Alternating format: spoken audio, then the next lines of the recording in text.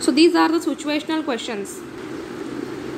John and Shiba are living separate under a degree of judicial separation. So what grounds are available for a degree of a judicial separation under the Divorce Act? Means on what grounds the court can give the judicial separation to the couple. The court can pass a decree of a judicial separation on any of the following grounds: adultery, cruelty, or desertion for the 2 years or more. Decree of a judicial separation does not dissolve the marriage and the parties are still regarded as the husband and wife in the eyes of a law. They can legally live apart from each other but are not entitled to contract a second marriage. Means in this judicial separation, the court gives a decree of a judicial separation to the couple. In this, the marriage is not dissolved, only they are allowed to live separately. And as this marriage is not dissolved, that's why they are not entitled, means they are not allowed to contract a second marriage. And in this case, if second marriage is done, then it will be considered as a void because the first marriage is not dissolved.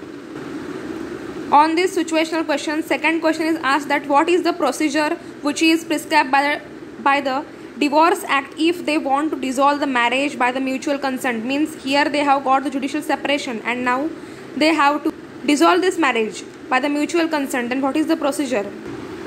First is a petition for a dissolution of the marriage can now be presented to the district court by both the parties to the marriage together on the ground that they have been living separately for a period of 2 years or more.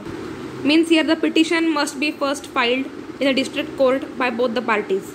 And from that the ground should be presented that they have been living separately for a period of 2 years or more, or that they have not been able to live together and that they have mutually agreed that the marriage should be dissolved. Means mutual consent is there that they want to dissolve the marriage.